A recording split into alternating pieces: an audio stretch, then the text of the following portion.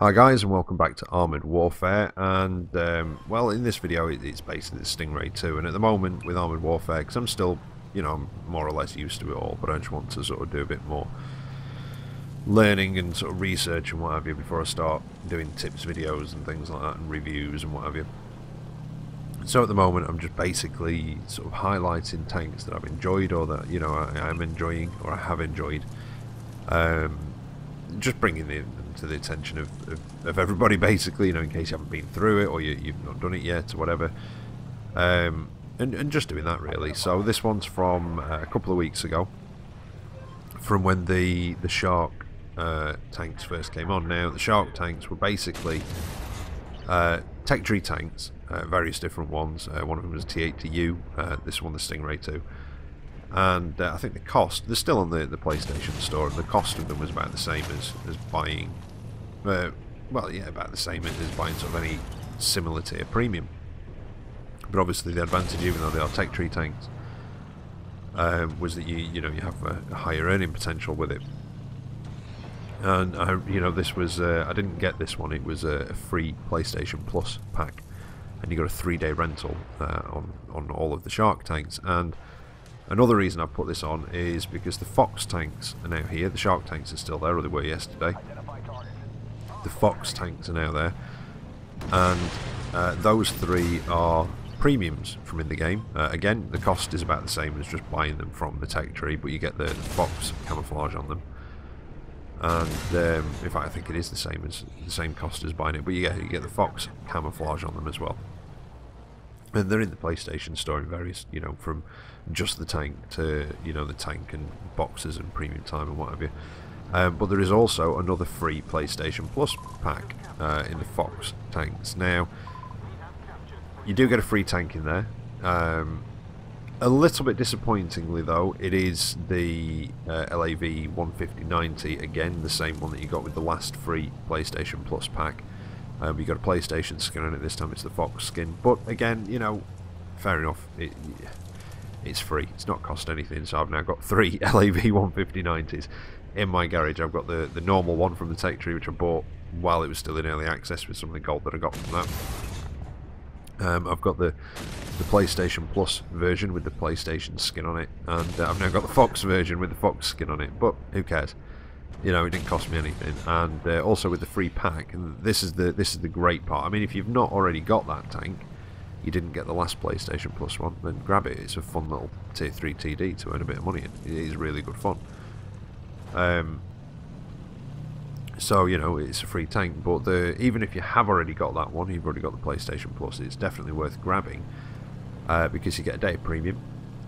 You get 500 gold, and you get 500,000 credits as well, all for nothing. So it's just worth downloading, and who cares? It's just a tank set in your garage. It doesn't affect you any.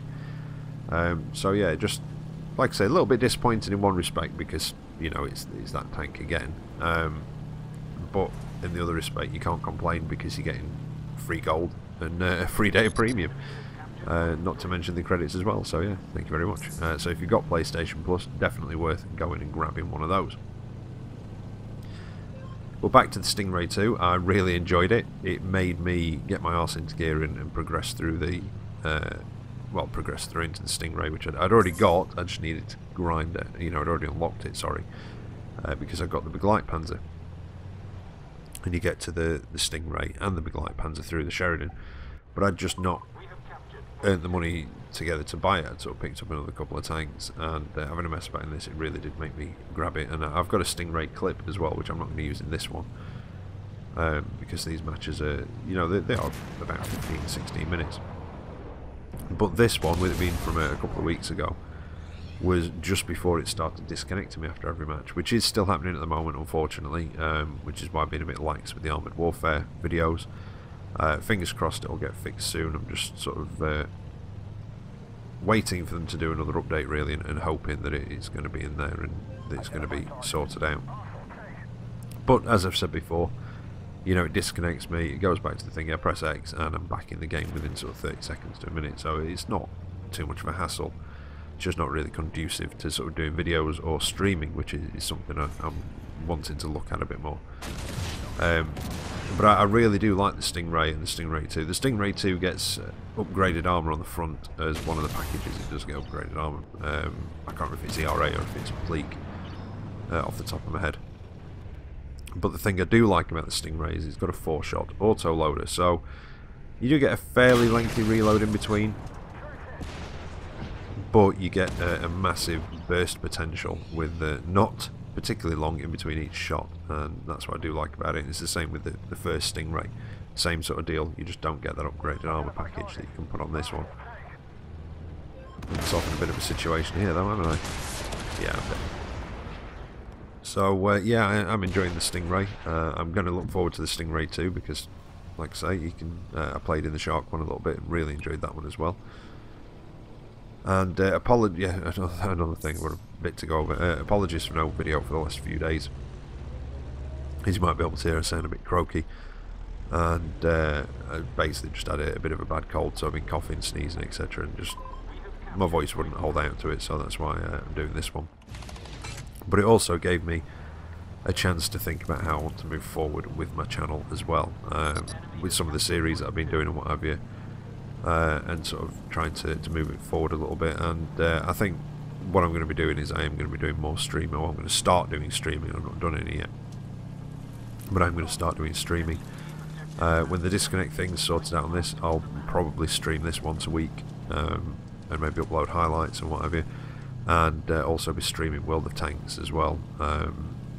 Mostly with World of Tanks, it will possibly, and this is what I've been on about sort of moving forward, it will possibly be the Road to Tier 10 series. I don't know if she's watching this video, but Meadow Buttercup has asked me a couple of times, so I'm going to carry on my Road to Leopard 1. And I will do, and probably stream it, although that will have to be Twitch, possibly, because it's through the Xbox. And you can't stream to YouTube direct from that, because for some reason it just can't seem to work it out through the laptop. I did try a while ago, so I'll probably just stream direct from the console. But yeah, so it has given me a bit of a chance to sort of think about how I want to move forward with it, and like I say, with some of the series that I've been doing. So keep an eye out for that. And obviously, if I do start doing that on stream, if I do start streaming to Twitch, I'll let you know my sort of Twitch channel. I've been leaving in the descriptions. Otherwise, I'll just stream to YouTube direct from sort of the PlayStation and what have you. That's something I'm still looking at and not figured out which way I want to do it just yet. But hopefully the streaming maybe even start tomorrow, possibly for a couple of hours on one. But again, you know, pop onto my Twitter or go and follow me on Twitter, and I'll post it on there if I do start it. And obviously anybody who subscribes to my channel, if I do it through YouTube, will probably get a notification up anyway. But I may try and start a bit of that tomorrow, sort of morning. If not, it'll be sort of next week, probably 1 or 2 evenings through the week. So just keep an eye out, and I'll see if I can sort it and get to it. In fact, my voice is going a bit now, actually. My throat feels a bit scratchy, so get through this and try and get some more videos uploaded regularly. So I do realise I've been very inconsistent of late, and I do apologise. Sorry, voice went then. And thank you all for your patience as well. In fact, oh, that in front, the 10p PAC or whatever it is, that's one of the Fox vehicles. I never actually told you what they were. That's one of them. The other one is the XM1, which is the M1 Abrams prototype. That's the other one. And the third one is, I can't think what it is. It's Tier 8, it's TD. I think it's the M113 possibly. I can't quite remember the name of it, but it is Tier 8 TD with it looks like a big APC with a sort of twin rocket on top. But yeah, that's the other Fox vehicle. And oh yeah, with the free pack, you also get a 3-day rental on those Fox vehicles. That's what I also forgot to mention. So yeah, 500 gold, 500,000 credits, a day of premium, a free Tier 3 TD, whether you've got it or not, and three-day rentals, one for each of the Fox vehicles. So you can, you know, it's nice that you can actually try them out in that way as well. So if you haven't got PlayStation Plus, it might be worth it. If you've never had it, you'll get a 14-day trial. That's enough to get you the download on that pack. otherwise, you know, it might be worth just keeping a PlayStation Plus subscription just for the sort of, well, that's 2 free PlayStation Plus packs that Armored Warfare have done so far in the last month. You know, it might be worth it just for that, really. Now, try and cap this base. There's only 4 minutes left. It's been one of those games where it's been a bit of a tough fight, really. There's still quite a few of the enemy points left, although the bases are going to change any second. I've not really spoken much about what I've been doing in the match, have I really? Just leaving you to watch what I've been doing and just rambling on about various things. We know the bases have changed. I don't think we're going to win this one by getting the enemy points all the way down. I think this is probably going to be a timeout situation where we'll win because we've reduced them by the most points by the end. But I'm going to zip along here. And I know I've mentioned this before, but something else I really like about this with the auto-loaders is that you can reload partway through a reload, and it will adjust your reload time depending on how many shells you actually have to put in it, which is really nice. Now, where are we? Anybody coming to get me? Nope. I think I'm pretty safe here, and we've got base 6 as well, which is nice, it looks like. And I'm just waiting because as soon as I'm done here, I'm going to zip straight down there. Oh, no, I'm not, because somebody's capping 6. I think I might go back and get that one. Now you can probably hear click, click, click, click, click in the background.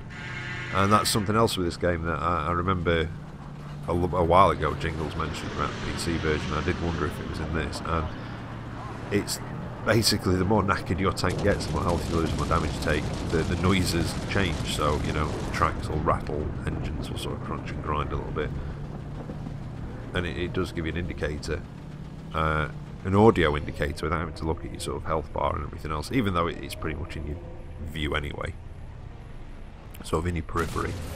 But it does mean that you can basically figure out how much, or sort of how knackered your tank is, and by just listening.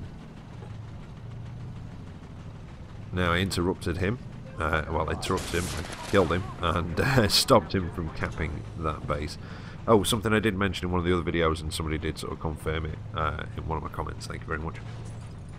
In one of their comments, sorry.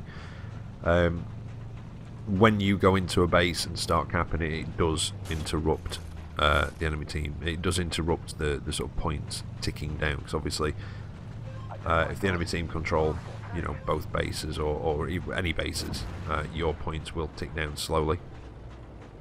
And if you go and sit in the cap, it will interrupt that and it will stop it happening. So in a situation where there's only 2 bases and you've got one and the enemy's got the other, just rush into it and sit there. And while you're sat there, even if you end up not capturing it, somebody comes along and ends up killing you or whatever, while you're in there, it does interrupt their points, or your points ticking down, should I say. So it, you know, it is worth doing. And yeah, somebody's, in fact, that was at my airstrike. Yeah, it might have been. Yeah, pop some smoke, back off, get the hell out of there. Although I don't think I'm going to catch anybody.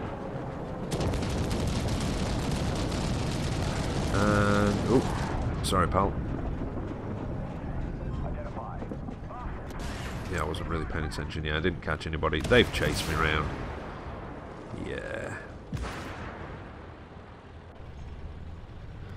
Yeah, well, there you go. I didn't think I'd get out of that encounter. However, it is very, very close to the end of the match. In fact, am I going to respawn? Yeah, I should respawn just before the end of the match, although I don't think I'll get too much done.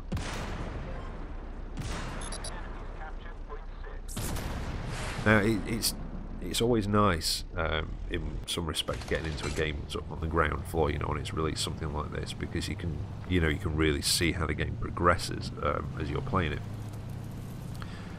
Something I would like to see, and I think I've mentioned this, is a cruise control. Again, a bit like in World of Tanks, where you just click your left stick, and it just drives you forward at full speed, and you just have to turn, and you either just flick the stick back or click it again to turn it off. I'd like to see that added, and I'm hoping that the physics are going to get an update at some point as well. fingers crossed, we may get sort of a bit more of a physics update. There's nothing, I mean, you know, they're not too bad at the moment. It's just, you know, when you're driving off things or coming off stuff, your tank sort of feels like it's magnetised to the floor in a way. You know, it really just slams back down. So yeah. But again, you know, even with World of Tanks, this is the kind of physics that we had with that when it was first released. And look at what's in that now. So fingers crossed, you know, we will get some physics update for this, and I think that'll be nice. And you know, I'm enjoying the game, and I'm not complaining about it. I'm just sort of trying to give suggestions that I think would improve it and make it better. But as I said before, this thankfully was before it started disconnecting me, just before actually, literally I think the day before or a few games before. So I have got the results screen for this. I think that might have even been my first ever match in that tank, and I just sort of fell in love with it. So yeah, gold medal out of it. A nice chunk of earnings there, as you can see, 500,000 credits, 31,000 XP, which is alright, but it goes towards global, so even though, you know, I don't need it on that tank, it goes towards my global anyway, or a portion of it does. But there you go, Stingray 2. Thoroughly enjoyed it, looking forward to unlocking it in the tech tree. And I'm enjoying the Stingray 1 as well, so I hope you've enjoyed that one. We'll be back tomorrow with another video for you, so until then, or maybe even a stream. Until then, take care out there, and I'll catch you next time. See you later.